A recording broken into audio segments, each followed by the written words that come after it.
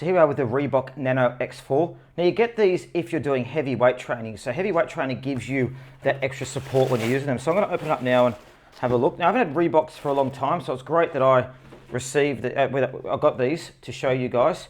So to start with, as you can see, the shoe itself is very solid. Look, it doesn't bend at all. See? It doesn't move, and that's because it's got so much support. So that sole there doesn't actually move. So they're very, very stable. They've got what they call Flexweave woven textile upper, and they've got a TPU heel clip there as well. So it basically means that you've got a shoe that's going to provide a lot of support when you're weight training. So as you can see, I've got a high arch, so I'll probably have to use a inner when I use that, if you can see in there. But there's the shoe just there. But again, look at that support. So there's the sole, flat ride technology. Good feel to them as well.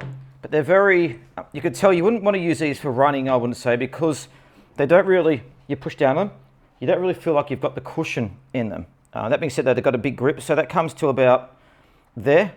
So that much is how much you've got in the shoe, and it drops away to the front, at the front there. But even at the front there, most of that still is padding. So very interesting to see how these shoes stack up. You've got the rubber on the outside, you've got the Float Ride energy cushioning. They say they've got mid-foot ventilation too, so possibly, having a look, I'll come through there. See in the laces? You get the ventilation there. So what do you guys think though? They look like very nice pair of shoes, so it's going to be good to test them out.